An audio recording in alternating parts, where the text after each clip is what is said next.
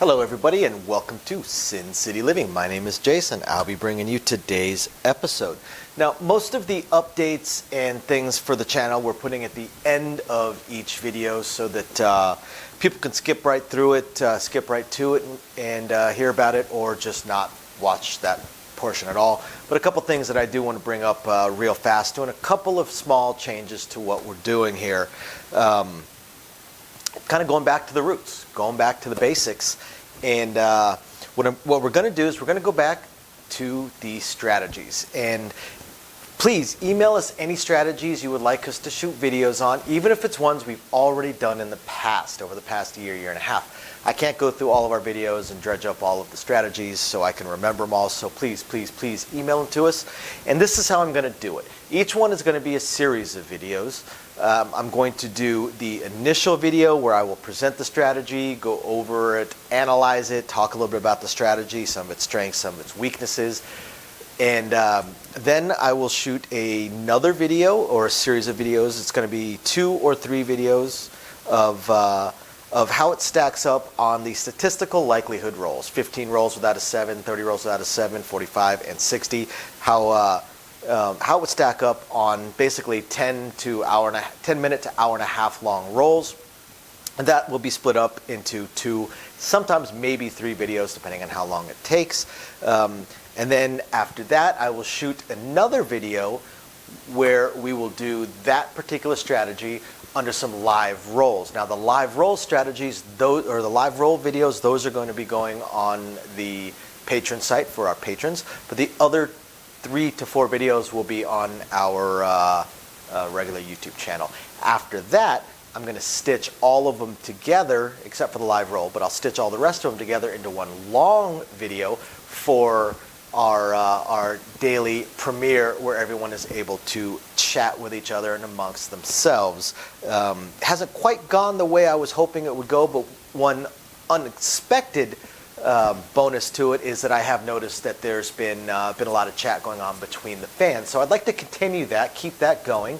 So we'll continue doing these premiere videos so that everybody can chat with each other. And I go through the chats and get ideas for videos and stuff like that, because while I'm doing these strategy series, I'm still going to have the other videos in between, plus crossfires and stuff like that when I can get Louie.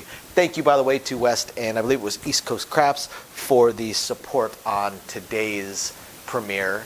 We really, really appreciate that. It's going to be very helpful for us to continue growing the channel.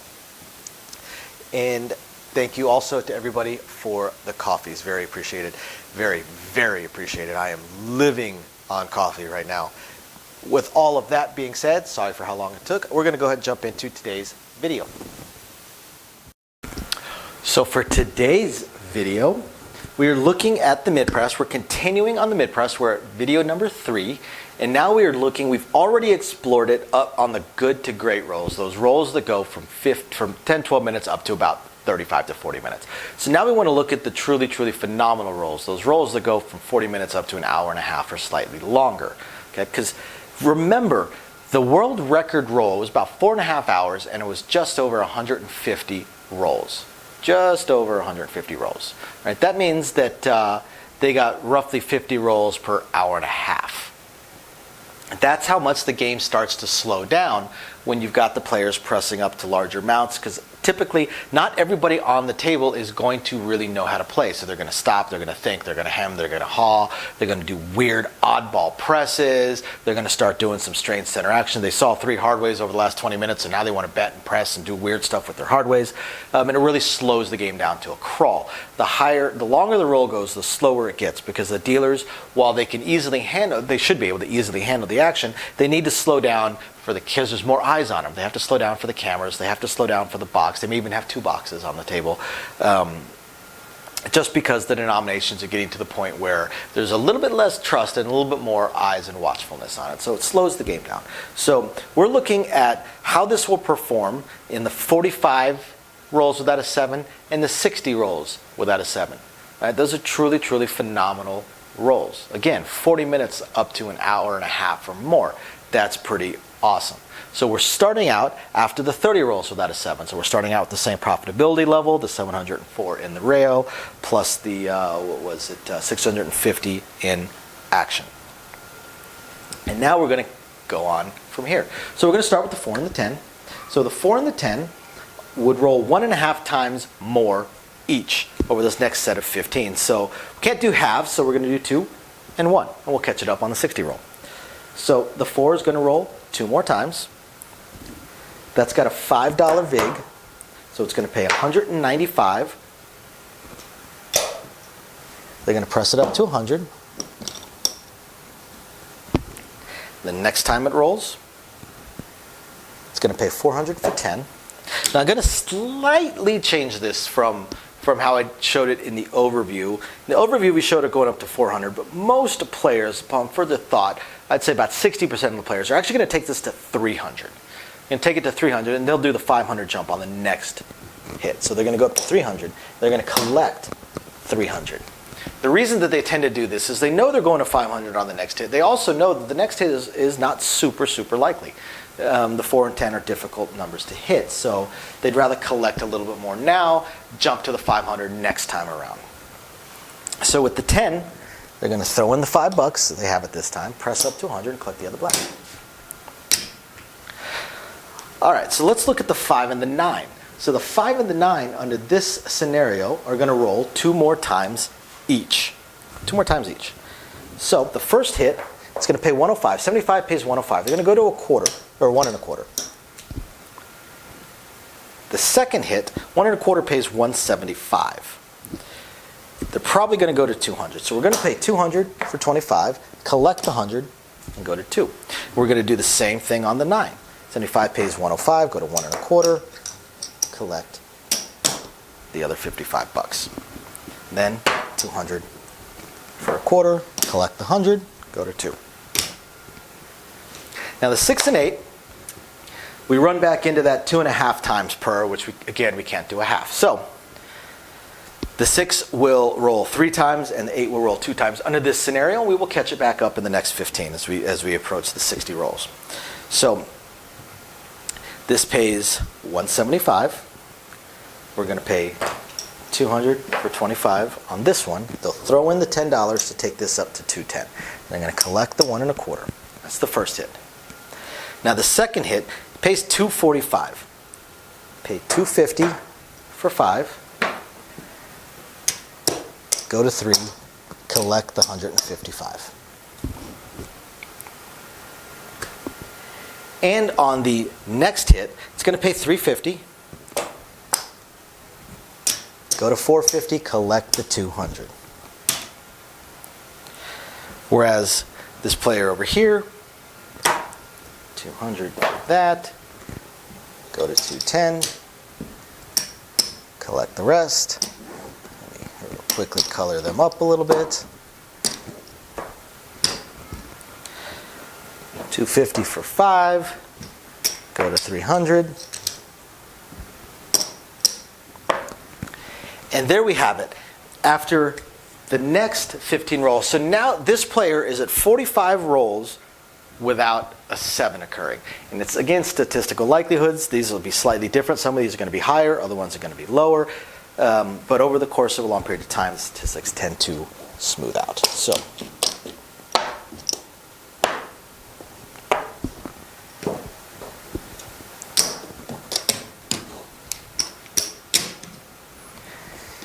here we go. So this player that started with 96 across now has in the rail $2,234. They have $2,234 in their rail. But what do they have total? What is their total current amount of money? Well, they've got 3, 5, 450 here, so 950, 1250, 1450, 1650. On the table, in action, they have $1,650. So if they were to take their money down and go to the cage, cash out, go home, spend their money on their wives or husbands, because you always want to spend your money on your husband, they would be taking $3,884 after 96 across. $96 invested in the shooter. and well over 3,000, approaching 4,000.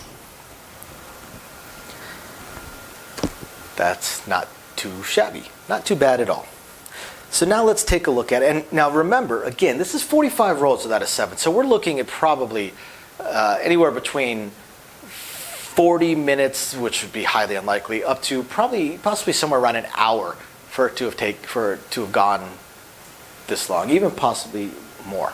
It could have been longer. Again, depends on the players. So now let's take a look at going all the way up to 60 rolls without a 7. This would definitely take it to anywhere between an hour and 20 to an hour and 40-minute roll. Extremely rare. I actually saw one not too long ago, but it was the first one I've seen in probably a year and a half.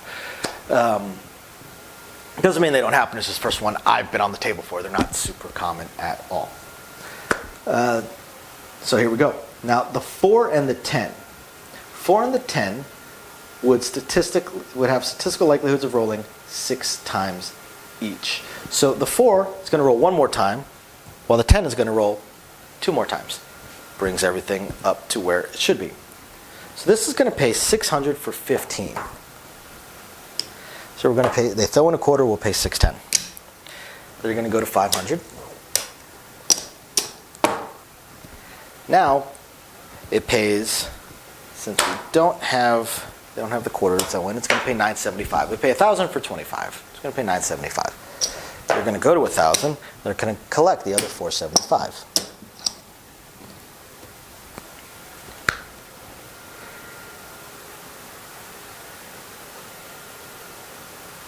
Oh, I'm sorry. I should not have done that. Let me take that 475 back. Give it back. Because the 4 was only going to hit 1 more time. My apologies. So we would go to the 10. So the 10 would pay 400 for 10. And as we already know, they're going to go to 300 and they're going to collect 300.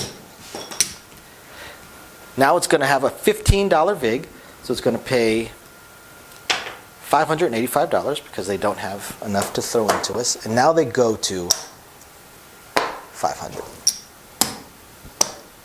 And the 4 and the 10 would be complete at this point.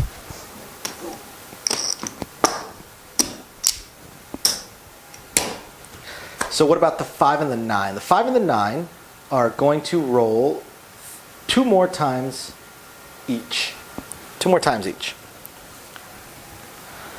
200 pays 280.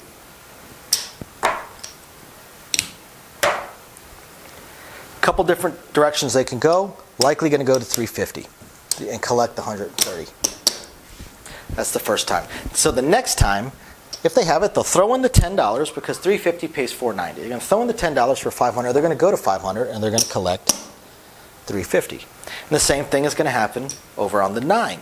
The first time it hits, they're going to take the 280.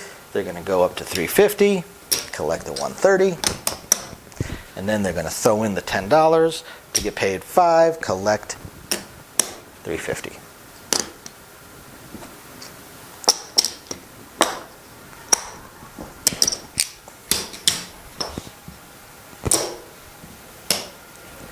So now let's look at the 6 and the 8. So the 6 and the 8, to catch things back up, because we did the half times last time, the 6 is going to roll 2 more times, while the 8 is going to roll 3 more times. So at 450, it pays 5 1/4, going to 6. Take it up to 600. That's the first hit. So the second hit, it's going to pay 700, throw in 100, take it to 900. I would have gone all the way, but we're staying in the mid-press. Now the 8 is going to roll 3 more times. 300 pays 350, going to 450, collect 200. 450 pays 5 1/4, going to 6, collect 375. 6 pays 7, throw in 100, go to 9, collect 500. And there we have it. So this player that started with $96 across has now gone through a truly miraculous roll. Hour and a half to hour and 40 minutes.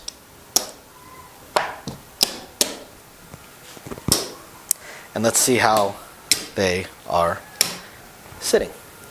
They have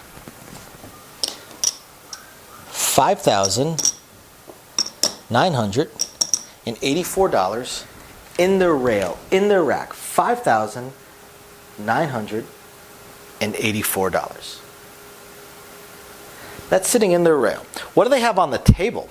Well, just right here, they have $2,000 plus another $1,800. So they have $3,800 in action as well. So that gives them what, $9,784 total if they were to take their money down, go to the cage, color up, and go home. Spend their money on their wives or their husbands, because again, you always spend your money on your husband. They're looking at just under $10,000 after starting with $96 across. $96 across. These escalate quickly. The longer the roll goes, the faster it escalates. We always say that the casino is not scared of any strategy, and it's truly, truly not. As a supervisor, when I see these complex strategies and these head strategies and all these strategies, these moving parts, it doesn't worry me in any way, shape, or form, because I know if this player plays for any length of time, they're going to lose. Because any strategy, if you play it for any length of time, you're going to lose. And if they happen to catch the 30, 40, 50-minute roll, most of those strategies hold absolutely zero fear. I see those strategies, and I know I don't have to be worried about having to go get a fill during the middle of the roll. The two strategies that will draw the most eyes to the table when a roll starts hitting 15 to 20 minutes. When we have what we call the same shooter, when the stick person has their 20-minute round and is on the exact same shooter, when they finish their 20 minutes, they're getting tapped out. Those are the ones that we start noticing. We start noticing the roll. We go over, we look at the table, we look at the players, how they're playing, and more often than not, we just shrug and walk away. We're not worried. We're not thinking that this is going to get to something where we need to start having a lot of eyes on the game because they're going to have big money going at it. But when we have a mid-press player or a power press player, I start watching because we know how fast it can escalate, especially the power press. But even the mid-press really starts to escalate quick. I mean, look at it. 15 rolls without a 7, which again could be anywhere between a 10, 12-minute roll to maybe 16, 17 if it's got some really bad players. But typically at that point, it's still relatively quick. So say 15 minutes. Mid-press player has a little over $200 in profit. A little bit under $500 if they were to take everything down. That's okay, we shrug. That's not. They're probably going to give that back. That is not the type of money to make the player walk away. Now we hit 30 rolls, so at this point we're probably looking at about 40 minutes. So we're looking at two solid same shooters. This mid-press player has $700 in the rail, and maybe $1,300 if they were to take everything down. At this point, we're starting to get some eyes on it. We're starting to notice, like, okay, this could escalate, get ugly pretty quick, especially if some statistical likelihoods have swapped a little bit and one number has rolled a few more times than it should. Now we're looking at some really big bets that are starting to pay out in the thousands. But you add another 15 rolls to it, and they've gone from 700 in the rail to 2,000 in the rail. They've gone from having 1,300 to having almost $4,000 total. 15 rolls of the dice. 15 rolls of the dice, and they've done that. But now, look at the next 15. They go from $2,000 to $6,000 just in the rail. They go from having about just under $4,000 total to having just under $10,000 total when we include their action. It escalates really, really, really fast. So I hope you guys have found this interesting, enlightening, illuminating. If nothing else, just plain fun. We will catch you guys next time. Bye now. Thank you everybody for watching today's video, and as promised, a little bit more detail on things that we are working on. So again, we want to continue trying to expand the channel. We're really hoping to be able to add roulette as soon as possible, and then some video keno, video slots, stuff along those lines. Unfortunately, it ate up almost all of our cash, paying off all of our bills during the month of January while we were down. And now that the holidays have ended, YouTube's payouts have dropped significantly. So we're kind of treading water here, as far as all that goes. Do have a lot of things we want to add, though. Not just those things, those additional games, and hopefully some carnival games and such like that, but the live streams. The biggest problem right now with the live streams is with 3 jobs combined between the 2 of us, 4 if I include the 20 to 30 hours a week I'm putting into the YouTube channel. It's very, very difficult for me to have a day and time that I can commit to doing the live stream every single week, because we also have our very young child to take care of. But I'm trying to figure that out. I'm thinking it's probably going to end up being on Monday nights or Tuesday afternoons, or possibly both. I intend to do at least one live stream exclusively for our patrons, and then another one on the YouTube channel. So possibly both days. We also have a few other things that we really want to attempt to move forward on. I'm just running into either time or skill set issues. I do want to eventually have a website going for us. I did used to program websites over a decade ago. A lot of things have changed, and I just don't have that time. And not a whole lot of knowledge on the current state of building websites, hosting what sites can host, and how to build up the e-commerce stuff. So if anybody has any skill sets along those lines and would like to answer some questions or just help us out, shoot us an email, sincitylivingLV@gmail.com. Also, I really hope to be able to start adding some exclusive stuff from Sin City Living, logoed shirts, hats. I'm looking to get custom dice made, even custom layouts made, although those would be pretty expensive. But I know zero about e-commerce and drop shipping and anything along those lines. So if you have any skill or knowledge in that area, please email me. I would love to ask you some questions and see if you can answer a few to help me figure out how to get that going. Same thing with designing our logos. I had some logos designed, very, very small logos, unfortunately, not big enough to blow up to put on T-shirts and stuff like that. And again, I know I know nothing about logo design, graphic design, any kind of websites that could do it. I literally know nothing. So if you have any skill or knowledge in that area also, please email me, and you're willing to answer some questions, please email me and let me know. I'll admit I don't even know where to start as far as asking some questions, but I'm sure I'll ask a few, and that'll trigger a few more, so on and so forth. So yeah, there's that, and of course we do hope to continue to improve our AV setup, but I am an AV moron, so also right there, if you have any skill sets or knowledge in that area, please email me, and are willing to answer some questions. Please email me and let me know. We would love to help. Otherwise, again, thank you everybody for watching, and we're very excited to continue bringing you our videos. Bye now.